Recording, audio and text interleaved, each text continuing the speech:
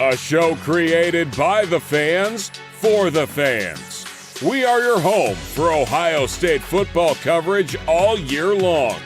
The Scarlet and Gray Podcast, a Network 216 production.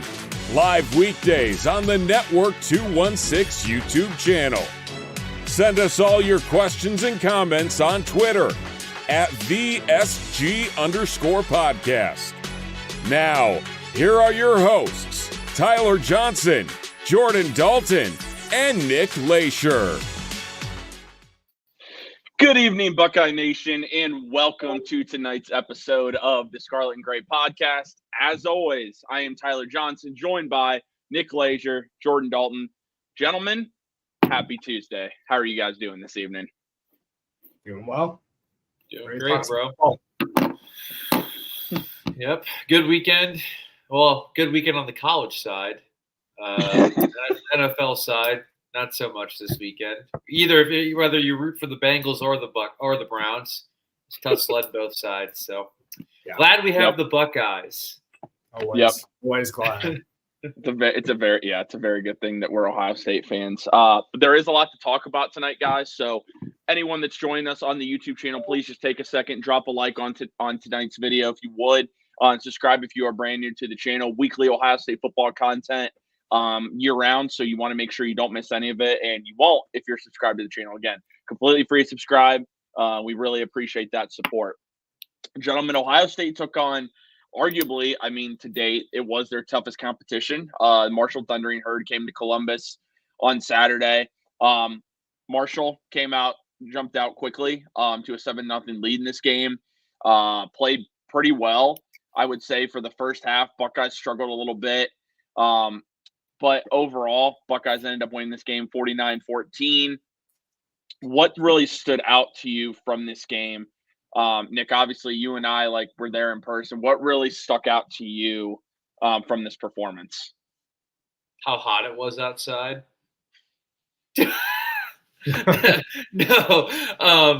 No, but I mean, jokingly, they were saying, but for real, they were saying on the field, it felt like 115 on the field, with the turf and stuff. So tough conditions. But no, dude, the big thing that stood out to me was probably just the dominant run game again. It just seems like every week they just continue to really focus on the run game. And it's not even like they're running the ball, getting 5 yards a pop. They are getting big chunk plays on the ground. And that's just how it's been the first 3 games of the season, it seems like it. But it's improved every week. So I think the run game was definitely the big focal point that stood out to me in this game. Would you say Quinshon's taken over RB1? I don't really think there is an RB1. I think if there were an RB1, I think it would be Quinshon, though. It's so tough because it's just so tough for me. It's legit a situation where just name them both starters. Because that's what it is. To be honest, Quinshon is here. Trey is there. They're both very explosive, but dude, when Quinshon touches the ball, it's just different. It's crazy though, because you look at the numbers. Quinshon had 14 carries, 173 yards, 12.4 per carry. Travion only had 6 carries for 76 yards, which was 12.7. So technically, if he gets the same amount of carries as Travion or as Quinshon, he's getting more yards. Well, and Quinshon did have that 86-yard touchdown too. So that's a big contributor. It would be interesting if that didn't take place, kind of like we saw against Western Michigan, how one of those got taken back. It would be interesting to see how even they are. The reality is you have the two best running backs in college football play for the same football team. Now, again, not take anything away from Boise State's Ashton Jeedy or Ollie Gordon. Nothing against those guys. But the 2 best running backs in the country play for Ohio State, and it makes this team impossible to defend. Now, my takeaway is pretty simple. Will Howard at some point is going to have to be able to throw the ball consistently down the field to beat somebody. And it's 3 games, okay? And listen, I think he's a great fit for this offense, 100%. The biggest thing going in, can Will Howard throw consistently down the field?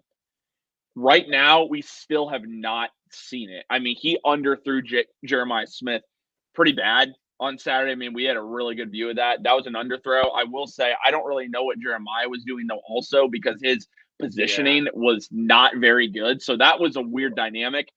But that's the struggle with Will Howard. Can he throw it down the field? And can he throw it down the field enough effectively for Ohio State to win a national championship? Because if you look at EPA for college championship winning quarterbacks the last couple of years, Will Howard would have the lowest EPA of any college quarterback if Ohio State wins the national championship and Will Howard doesn't raise that average. Right now, 7.7 yards is what he's averaging. And the lowest is Jake Coker from Alabama, who no one remembers him at all. So that's the biggest thing I have with Will Howard is he good enough? Can he win Ohio State football games by throwing down the field? Because at some point, it's going to have to happen at some point this year, whether that's against Michigan, because we can say whatever we want, that defense is still elite down there in Ann Arbor. Against Oregon, I'm not necessarily as worried about, but when you get to the college football playoff and you have to see some of these teams from the SEC, can he do it? That's my biggest question so far with this team. Honestly, that's my biggest question moving forward. Can he do enough? Because he's got the playmakers to get the ball out to him. He can do that. He's a point guard. We've seen that. He can get them the ball in space, on slants. Great. Can he make consistent throws 10 plus yards down the field? And right now, it's very inconsistent for me. I kind of disagree because we really haven't taken shots down the field. Like, we really haven't even been, like, scheming shots down the field up. Like, I feel like it's been a lot of, like, short timing routes in these first 3 games. We really haven't, like, let it rip down the field quite yet. And I know I don't want to touch on the Jeremiah. I want to touch on the interception real quick. I watched it back. First off, Jeremiah, like, kind of, like, lallygagged off the line of scrimmage. He didn't really, like, explode off the line of scrimmage. Like, it's just a go route. Like, just run as fast as you can down the field. And he didn't really do that. Because if he does, I feel like he's going to get separation. No disrespect. The Marshall DB made a great play.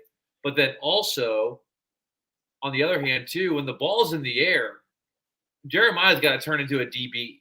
And instead of, like, trying to, like, catch the ball, like, obviously you want to try to catch it, but, like, you are totally out of position. Just try to, you just got to either tackle the Marshall guy and, like, just don't even let him get a play on the ball. Because I feel like the Marshall defender had a pretty easy go for the ball because he was completely inside. Jeremiah was totally out of position. So it's like, did Will Howard throw it? Absolutely. But Jeremiah also did not do everything in his power, I think, to try to deter that from getting picked off. But no, I think right now they're really just trying to work on timing in real game time situations against someone else other than Ohio State DBs. So I don't really think they're taking shots down the field like we're going to see later. JD, thoughts? Yeah, no, I'm just. It's all good. I was trying to look something up because kind of going off of Nick's point, we're not really scheming those deep shots, and a lot of the offense has been RPO stuff. It's really hard to scheme a deep shot off an RPO, and we're seeing a lot of these hit routes that are like short slants or screens to the outside. That's definitely going to hurt your air yardage. And so I think that's definitely a part of it. And then why would we throw the ball down the field when we are so dominant running the ball at this point in the season? I know at some, like you said, some point he's going to have to push the ball downfield, but there's literally no reason for us to do it other than to just see what we have. Just to do it. Yeah. And like our running backs, our 2 starting running backs averaged 12.5 a carry. Like, that's insane. Yeah. So I definitely agree with your take that we're going to have to see it out of Will Howard at some point. I think he can do it. especially once that run game opens it up. It's going to be really hard to miss a wide open wide receiver down the field, But it's definitely still a question mark for our offense, and we'll see if we really even need it. Honestly, we saw just how dynamic our receivers are, looking at the big plays from Carnell Tate and Ibuka finally getting involved. And we've seen it all year from Jeremiah Smith. Like, these guys, once they get the ball in their hands, they're dynamic. So, yeah, I agree. He's going to have to push it downfield. But right now, I think we're perfectly fine where we're at offensively. Yeah, I guess I'm just not concerned. That's fair. Yeah. That's my overarching. We might have this overarching. Yeah. Now, if we're having this conversation, in 3 weeks when we're 3 games into conference play and we haven't seen it yet and we've needed it, then yeah, we can totally have it. But I guess I'm just not there yet. That's fair. Listen, that's fair. And again, I think Will Howard's a great fit for this offense. I think there's no debate in that. Like I said, I want to see if his biggest weakness that he's had throughout his college career, if it has improved since he's come to Ohio State. And I guess on Saturday, it didn't give me a lot of confidence. But like you said, I mean, we haven't really, for the most part, aired it out super downfield at this point because we really haven't needed to. But no, the other thing I would say about the offense, and again, it's nitpicking at this point, why is Devin Brown still getting reps, okay, in a game like this? Like, I'm to the point where give me Julian Sayin. At least give him some backup reps, man, because, like, Devin Brown, dude, I don't know. Like, do you guys trust that Devin Brown can win us a football game if he had to win us a football game?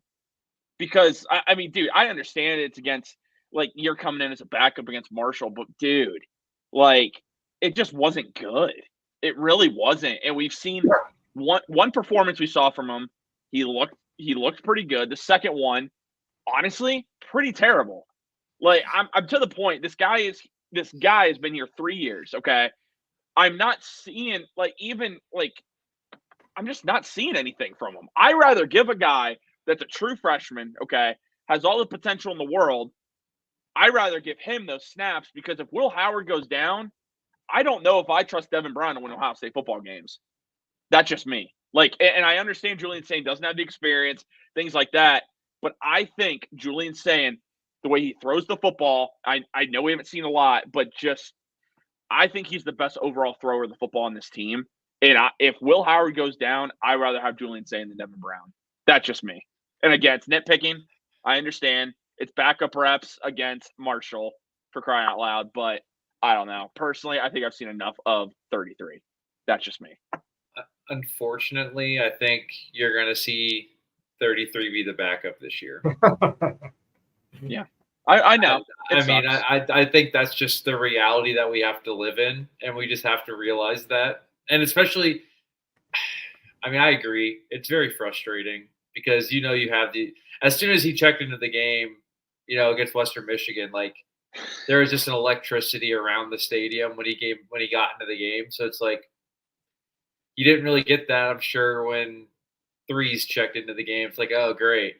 Let's see what he can do, But I get it. It's frustrating, but you just have to trust that Ryan knows what he's doing. And I guess he's putting the faith in the guy that's been in the program, and he knows the offense frontward and backwards. And you just kind of got to live with it.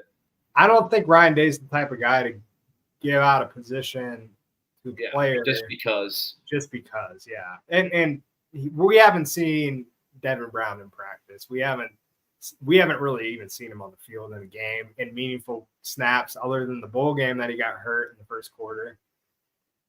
So, I see where you're coming from, TJ. It's not exciting to see him coming onto the field.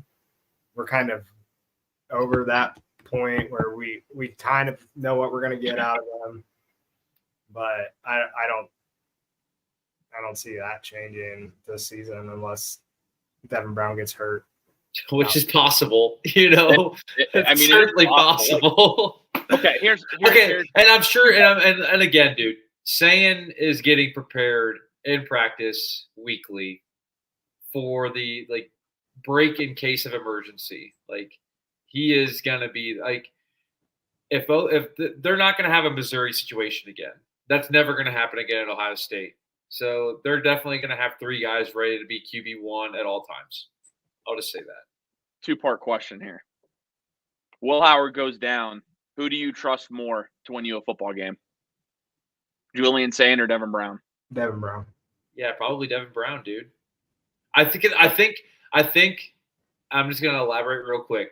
I think just because the physical attributes that Devin Brown has, dude, when he's got a pass rush bearing down on him, I think he gives you a better chance of making a play than Julian Sayin does. I feel like he's just not there physically yet. I'm sure like the football side, he's, ready to go. But the physical attributes, I feel like just might not be there yet. Because, I mean, Julian's a small kid. Like, he's not very He is. This is the question next year, which I'm pretty sure Devin Brown has one more year of eligibility after this season. Unfortunately. We're going to have – won't be here. It won't be here. Well, you never know, dude. You never know, bro. He ain't talked about year here, dude. We said that last year. We were like, he's gone. We thought he was gone, and he stuck it out. He said, "I'm not." He's not leaving, dude. It's the Wolf on Wall Street meme. He's like, "I'm not leaving. I'm not effing leaving." He's not going anywhere. So it's probably going to be a Devin Brown, Julian Sayin QB battle with Tavion St. Clair and Aaron Nolan breathing down their throats, and who knows, man? He might be our starter next year. And dude, DJ, I'm not thinking that's out of the equation at all, Jordan. I agree with you here. It's not out of the equation. We're not saying that Devin Brown's the most talented quarterback on this roster. But we don't really know either. We just don't know. And everything that they've said and shown us is that he's QB2 and he's the one getting the reps. And if an emergency happens, he's the one coming in the game. So, I'll just say, just expect that, TJ. Yeah, the way I'll be honest, Julian Sayin this year, and dude, I'm with you though. When he takes the field as Ohio State starter, it is going to be electricity. It's gonna be nutty, dude. But it doesn't need to be right now. And no, correct. I can understand why he wouldn't. I guess I'm just thinking to myself, dude, like he supposedly Devin Brown couldn't beat out Kyle McCord. That's a whole other conversation. He couldn't beat out Will Howard. Like if Devin Brown is as talented as what he was coming into college, which he was a 4-star recruit and was supposed to be, like the idea was eventually for him to start Ohio State. And now you're in year 3 and he's still not the starter. Like, since when does Ohio State go not starting a guy until his senior year? I mean, let's be real. I mean, when's the last time we did that? When's the last time Ohio State started a guy who's been in the program for 3 years, his senior year? Joe Bowserman, maybe? Hey man, like, I'm just saying. That's the way I look at it. We're having a Joe Bowserman situation here. I trust Ryan on this. I trust Ryan on this, dude. That's fair. All right. Moving on. We've talked a lot about the offense. One thing that continuously hurts this Ohio State defense, we saw it last year, and it seems like we're seeing it already again this year. Now, again, Nick, you mentioned they made adjustments in the second half. Quarterbacks are able to run the ball on Ohio State. It seems like it's just a consistent theme that we've seen throughout Jim Knowles' tenure. Does that worry you guys with this defense, especially knowing some of the quarterbacks that Ohio State is going to play? You're going to play Aiden Childs. You're going to most likely play Alex Orji. You're going to play Dylan Gabriel. You're going to play guys that can make plays with their feet and be effective in the run game. Does that worry you guys a little bit at all, considering Ohio State still has really seemed to struggle against running quarterbacks?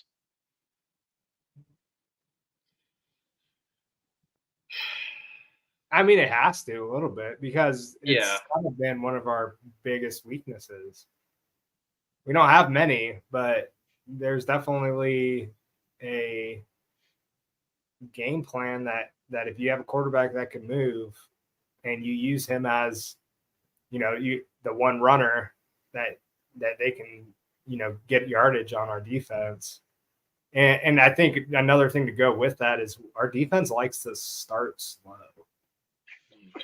They really do. So frustrating. Yeah. I don't know what it is under Ryan Day, but I swear every inferior opponent we play scores a touchdown on the first drive. Pretty much. It might be over exaggerating a little bit, but dude, it feels like. But they move the ball. Like they're like the other team is moving the ball. Like, dude, Marshall marched down the field on that first drive. I looked at TJ. I'm like, what are we doing, dude? Like, it was literally there was no pushback. They got whatever they wanted and went right down the field. I'm like, this is not a good start. I didn't like that. I don't understand, but that's. Is that on coaching or is that on players?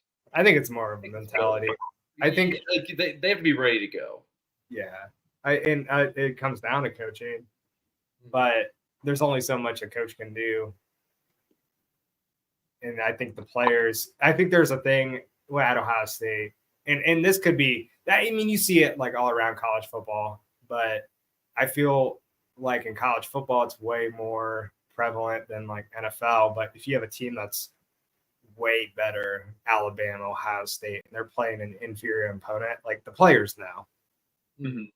Like the players on Alabama know, like, hey, we're Alabama, we're better than this team. And then whoever's coming in them there to play that team is like, this is their Super Bowl. This is their biggest game of the year, the biggest test. We can knock off the giant type mentality. So I think there's always that slow start, especially if a team has a good game plan coming in. And I swear every time, like that team will march right down the field, score a touchdown, and then Ohio State's like, oh, we have a football game we're playing right now. Yeah, exactly.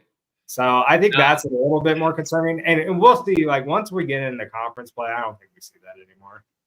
It starts on Saturday. I agree with you. You go on the road on Saturday and immediately just lay an egg. That's not. We're going on the road, night game, Peacock. Like, it's going to be a lot of eyeballs on that game. And I think Michigan State have they lost yet this year? Michigan State. They 2-1, I think. Yeah, they lost to Boston College. That's right. Because that was. I don't know, man. The defense was just kind of underwhelming in the first half, like all the way around. They were just kind of sleepwalking. It seemed like they just kind of were going through the motions, and linebacker play was kind of spotty, which we hadn't seen yet. I feel like the first two games, the linebacker play was one of the strengths. It was definitely kind of spotty. I mean, we see CJ Hicks struggle still when he's not blitzing, and like Cody Simon didn't play his normal, like, lights out kind of game. But I mean, and it's tough because, like, I know the rushmen like JT and Jack Sawyer, they're getting criticized about, well, they didn't get any sacks. Well, it's like Marshall really didn't.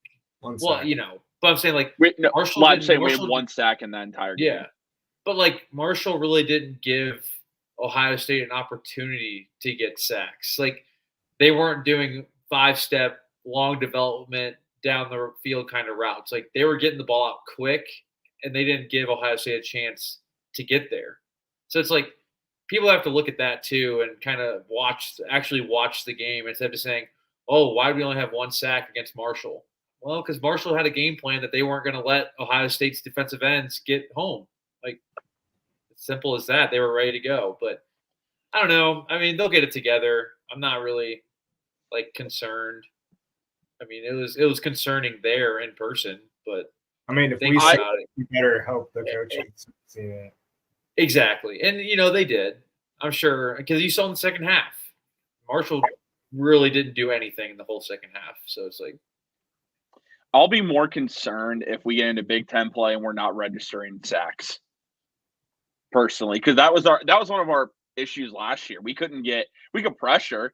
We couldn't get sacks last year. I mean, we were one of the worst teams in the country at getting sacks, which makes zero sense to me. But pressures also lead to bad throws, and they could lead to interceptions and, getting stops anyway. You don't always have to get sacks to be effective.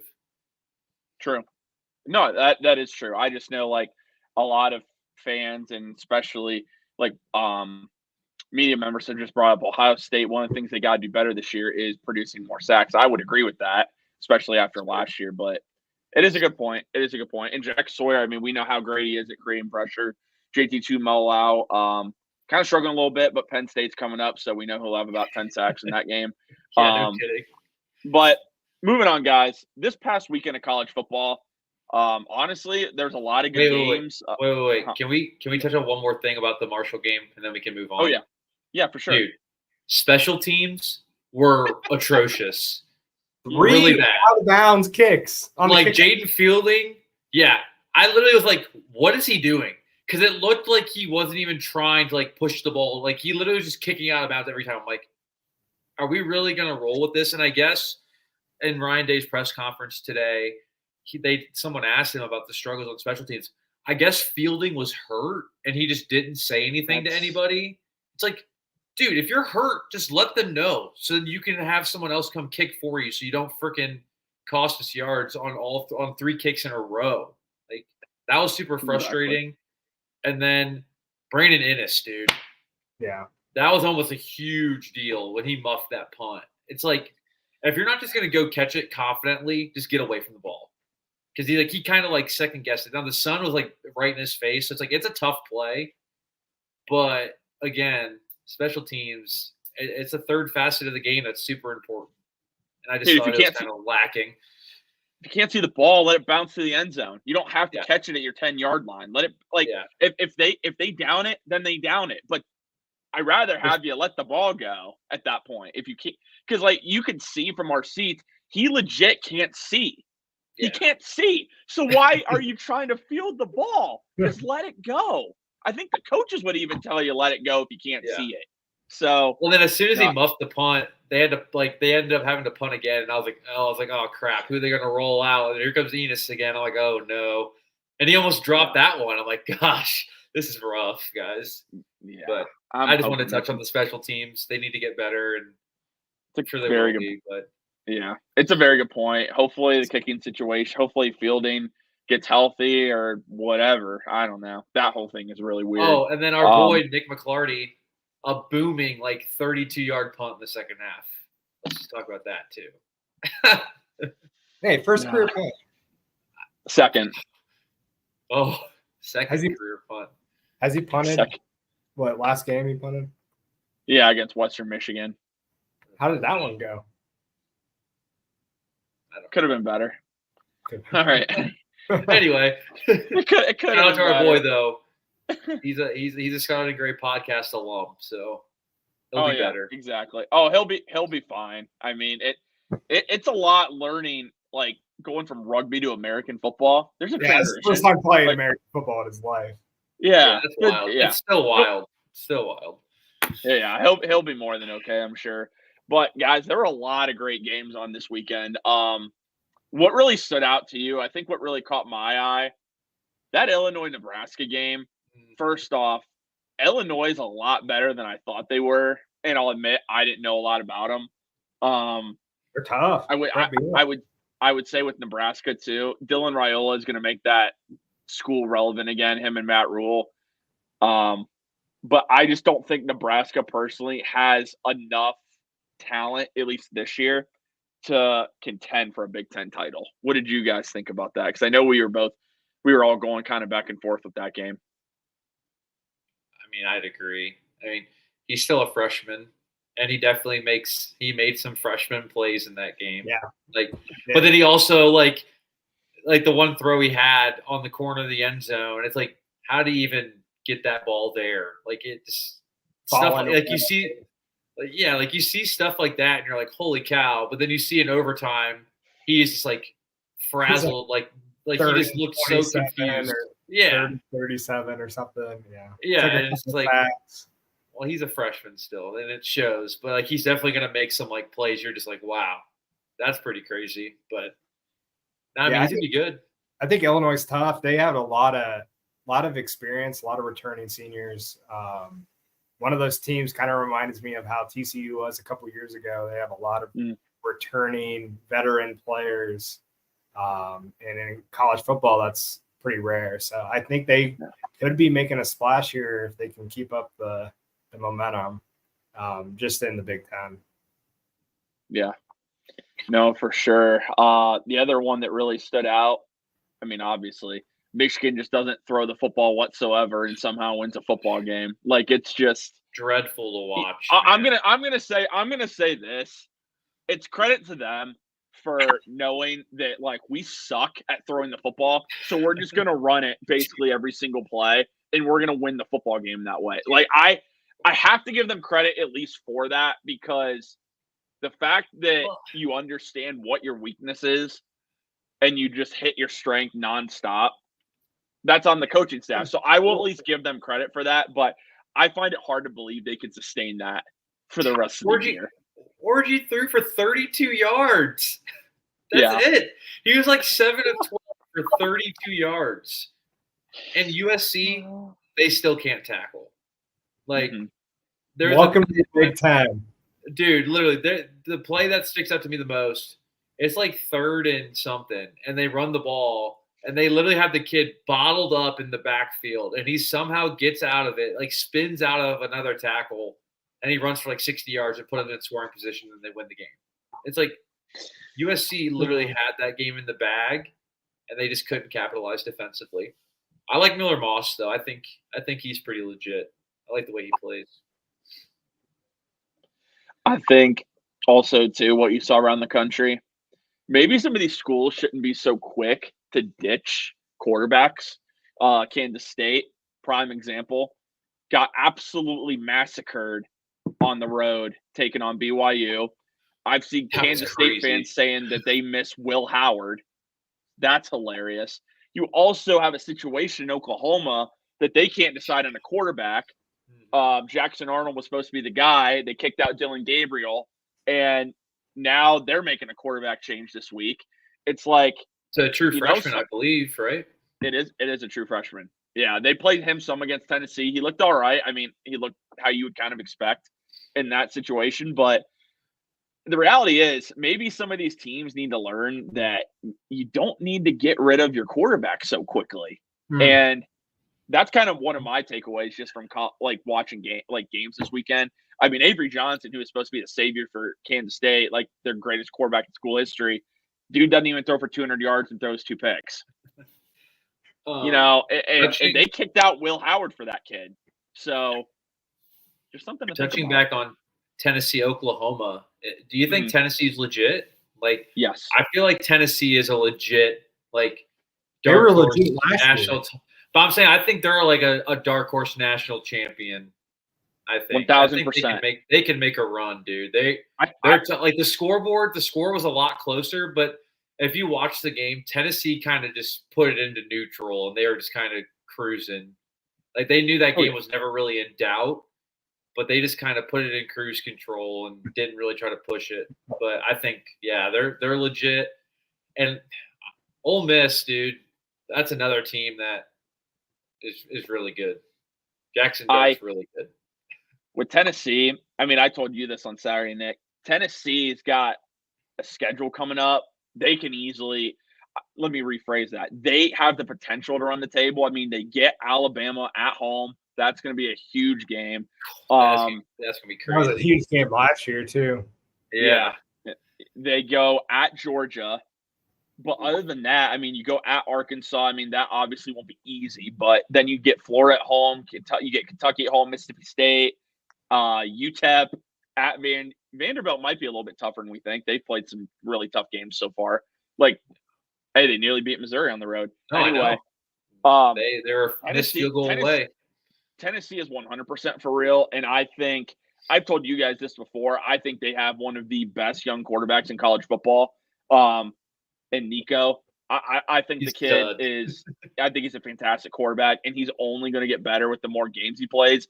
Tennessee, to me, is legit. With Ole Miss, I just need them to play someone relevant. They play the Cats this weekend, son. That might be a little ugly. But I will say, no, I agree with you. Tennessee or Ole Miss, one of them, I have a feeling makes the college football playoff. One of them. I think they both do. That's a lot of SEC teams then. Don't be shocked, bro. The SEC is loaded, but I think are we talking 5 SEC teams? I think it's not out of the question. You I don't think it's out of the Georgia, question. Alabama, LSU, Ole Miss. No, not even LSU. Georgia, Alabama, Texas, Ole Miss, Tennessee. God.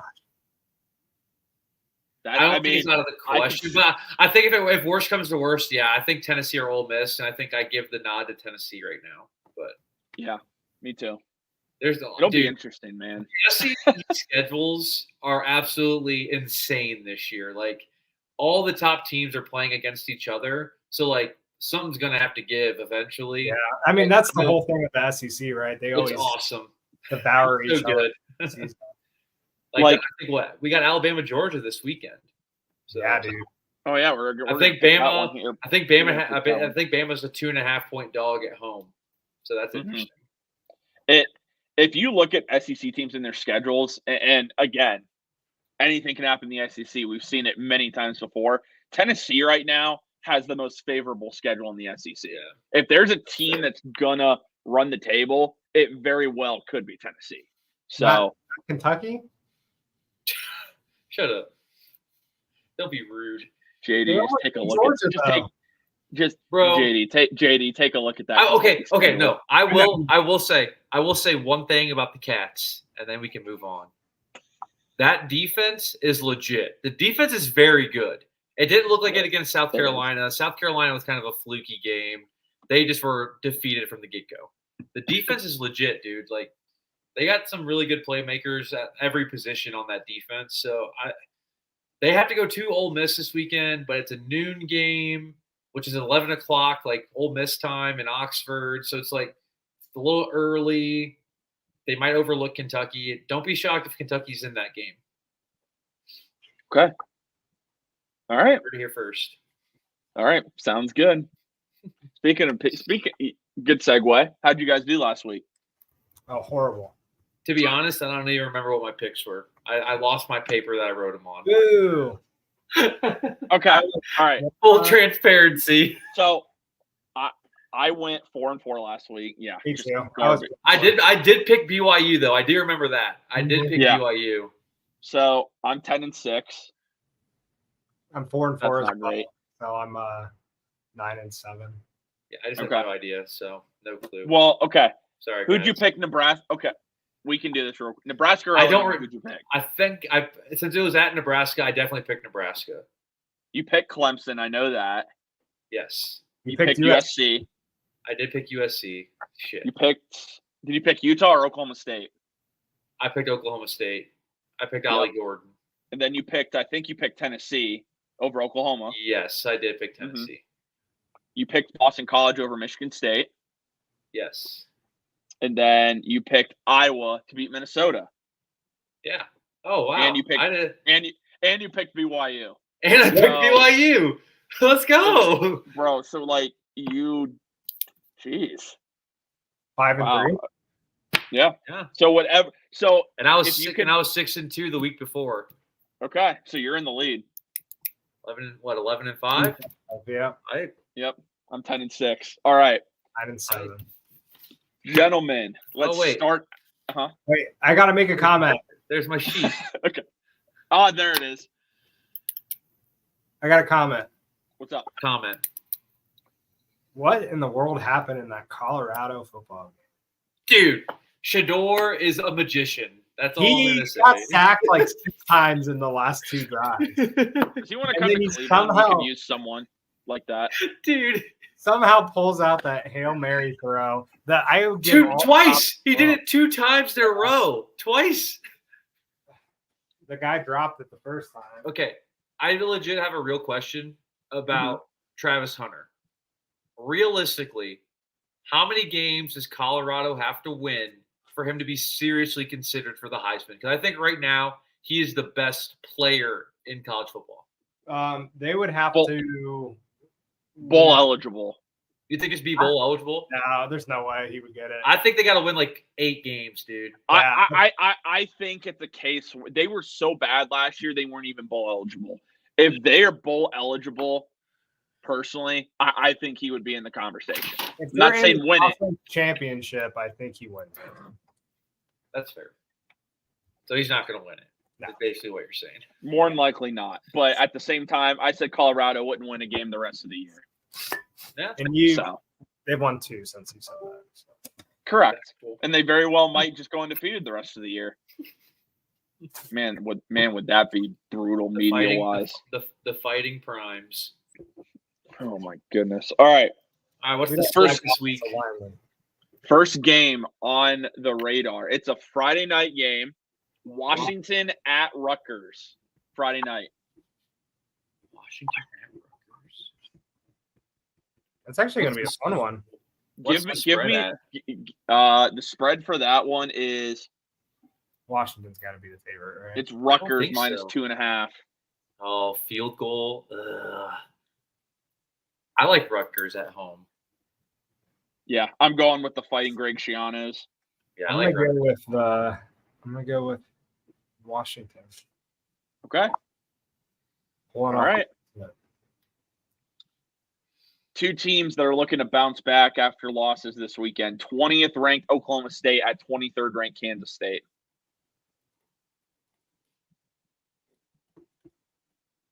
I'm going with Kansas State at home. Give me Ollie Gordon.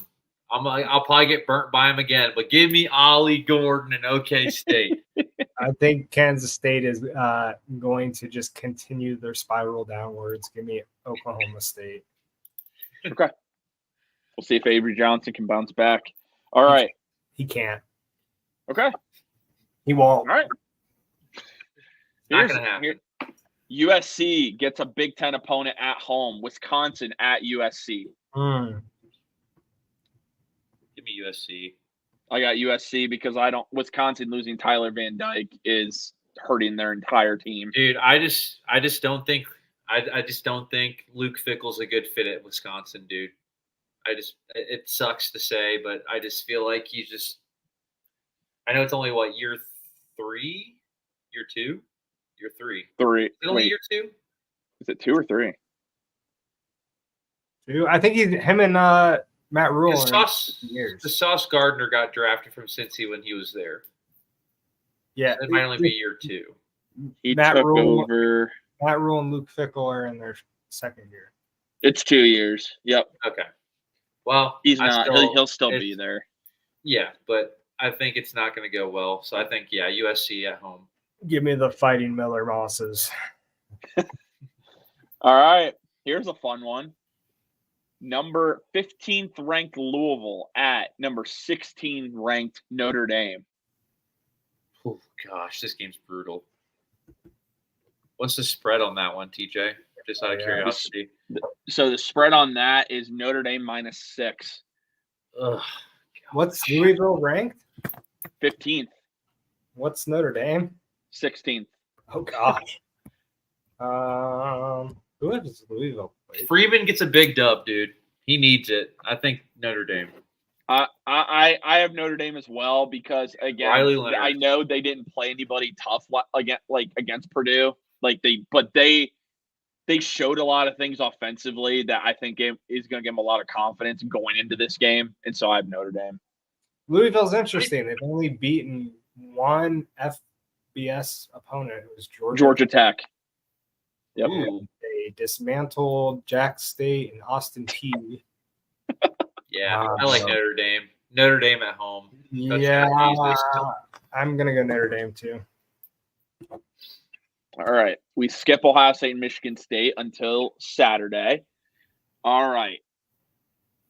I'm trying to think of the way we want to do this here because I'm skipping the 2 other biggest games of the week here. We'll do those last. Okay, here's a good one. We have Arizona at 10th ranked Utah. Arizona coming off that loss to Kansas State. Huh? I wonder if Cam Rising's going to play. Give me the Utes, baby. I got the Utes. I'm a big Utah fan. I think they're super good this year. I think Utah as well. I think Utah can get in the playoff, and I think they'll be tough to beat if they get in the playoff. They remind me of a Big Ten team with the way they play. What conference are they in this year? Big 12. Yeah. 12, yeah. They would have been interesting. They would have been interesting in the Big Ten, I think. Utah. I agree. Yeah, I would have loved. I agree with you, TJ. They would fit in, I think. Yeah, I agree. that would be so much fun. Utah in the Big Ten. You All imagine? right, JD, this is special. Eastern Michigan at Kent State. Kent State has not scored. Kent State has not scored in their last 2 games. They've been outscored like 166-0 or something like that. What's McCray doing, bro? Dude, I don't. They fired me, I guess, after leading them to a national championship. So the line is Eastern Michigan -15. Oh, I'm gonna go. I have to go Eastern. The -15. I don't want to take the L just out of pride. Yeah, EMU 1,000%. I got EMU. I don't feel like we have a whole lot of variance here in these games. Pull just a random game like a Wyoming football. Well, I technically just pulled a random game. Yeah, that's the rando. Okay, these are the 2 biggest games of the week outside, of course, Ohio State at Michigan State. Number 19, Illinois at 9th ranked Penn State, 7:30 kickoff in Happy Valley. Good. That's gonna be a good game. Penn State. Dude, those night games in Penn State, man. That's what I'm saying, dude. It's different.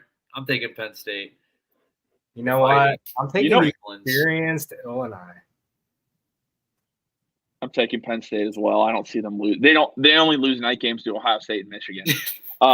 In Illinois this year. And Illinois, apparently, and Georgia. Hey, I hope so. I would love to see that. I'm just not picking them. My record's so bad because I pick all the ones that you guys don't pick.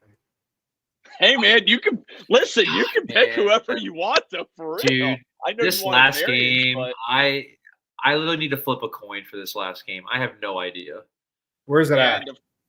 It is at Alabama, 2nd ranked Georgia, 4th ranked Alabama, 7:30 kickoff. God. Oh, a night game in Tuscaloosa? Oh, dude. Give me Alabama. Georgia's yeah. This is easy for me. I'm going to Tide too, dude, but like Georgia's going to be healthy though. Like their D line was banged up against Kentucky. Georgia didn't play this past week, did they? Did Georgia have a bye week? So they're coming off a bye week? Yeah, Georgia's coming off a bye. Gosh, I do have a question. That not super relevant, but is this considered I guess it is relevant, but is this considered a rivalry game? I don't believe. I mean, like technically, I don't think so. It probably is. I mean, it's probably turned into that, but like, yeah, I mean, obviously it has. I'm like, good they've been. You want to pick Georgia, don't you? I want to pick Georgia, dude. Do it. Then pick them. You don't need our permission. But Jalen Milroe is so good. See, I'll be honest. And they made Wisconsin. They made Wisconsin look so bad. Like Wisconsin looked so bad against Bama. Also, I've yet to see a team stop Ryan Williams. Okay, but if anyone can do it, Georgia can do it. JD, here's something for you. Dude, give me Carson Beck in Georgia. I'm going with Georgia. Give me Beck and ETN. Yeah, I'm going to go Georgia, dude. Here's something for your Illinois pick, JD. Luke Altmaier, Illinois quarterback, has a 93.5 passing grade from a clean pocket this year. Dude, he's a dog. He's a dog. He's a dog. So I want to at least give you that compliment. Man. Hey, I'm going to that pick, but it's fine. I will. Can we also talk about just how the best games of the evening, of the entire weekend, have to be on right when Ohio State plays? Yeah, dude, they're all the same. That's actually trash. Like, and we're of course on Peacock, so yeah, have it on. That's a whole other television topic. And multi-view, baby. I'll throw the Peacock on the iPad, and then I'll put the multi-view on the big screen. See, I think I'll have it the other way around. I think I'll have the multi-view on my side TV and then the Buckeyes on the main one. Yeah. But it's going to be a great weekend of college football, guys. You're still torn on this. You know, I'm not. Go Dogs. Except against Ohio State. All right. So the Yeah, big sure. 3 rivals for Alabama are LSU, Tennessee, and Auburn. Well, Oh, that yeah, checks Auburn the for Iron sure. Bowl. Yeah, the Iron Yeah. Bowl. Even though Auburn is dog water now. I mean, that is so good for football when those 2 teams are Oh, dude. good. I'll never forget Dude, when Auburn took that missed field goal back to the crib. That was insane. Never will forget watching that live. Never will forget it. Never. Absolutely incredible. Man, it's just crazy. Like 2 of the most storied programs like in the SEC, Auburn and Florida, are both just really bad. Florida's It's just rough, dude. How long are they going to keep Napier around? Like, it's got to be soon, right? Like, it's got to be soon, right? This year, you think? During the season? Oh, no. I think dude, yeah. I think this, mid-season, I think. I'm surprised he's not right now. That's what I'm saying. So but here's Graham their Mertz, schedule. balled, though. So where does he get fired? Does he get fired after UCF comes to town? Then Florida goes to Rocky Top. If they lose to UCF, dude, he's out. He's out, yeah. Rocky Top. If they go to Rocky Top. Oh, God. Jeez. And then, that's an L, too. So time out. Here's Florida's schedule, because now you brought up a good point. Here's Florida's schedule for them to end the year. UCF comes at home. At 5th-ranked Tennessee. Kentucky at home. At 2nd-ranked Georgia. At number 1 Texas. LSU at home. Ole Miss, number 6 Ole Miss at home. And then at Florida State to end the year. Dude. Their easiest game of the year is the last game of the year. Yeah. That schedule is nuts. Gosh, that's brutal, dude. I don't think he was not surviving the end of this season. Like, regardless, like, dude, they might have coaches that worse. They might have a 5-win season, dude. Florida's one of those teams that recruits really well too.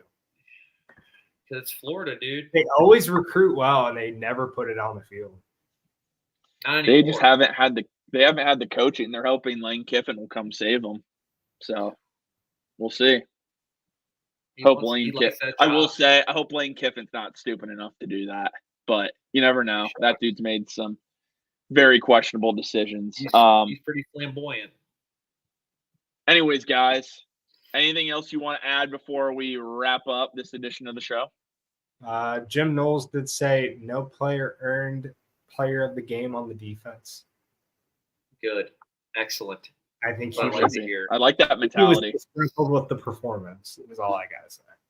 Also, I'm really glad too our defense just doesn't celebrate in the end zone during a penalty. So I just wanted to share that too. They don't dance when the receiver drops a wide open pass. I do want to put this out there. Unfortunately, my fighting Northern Illinois Huskies took a major L in overtime to Buffalo. Oh, no. They were ranked for exactly 1 week, and then they blew it. So, RIP to them being in playoff football, college football playoff ambitions are just completely out the window after their big win. So, it's unfortunate. I actually watched the end of that game, and it was kind of heartbreaking to watch them lose to Buffalo. It just makes that Notre Dame loss look even worse. Oh, yeah. Makes Marcus Freeman look awful. So, but he took out his frustrations on Purdue. So, well, RIP to the Northern Illinois Huskies college football playoff chances. That one hurt. We'll come back better. Absolutely. Absolutely. Well, guys, thank you for tuning in to this episode of the Scarlet and Gray podcast. As always, if you've been tuned in on the YouTube channel, drop a like, please. Like I said, helps that YouTube algorithm grow so that I can push the show out to viewers that have not yet seen the Scarlet and Gray podcast.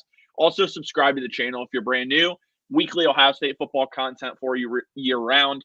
We will talk to you guys all again Saturday morning for your Ohio State versus Michigan State game day preview. As always, go Buckeyes. And crew. And crew.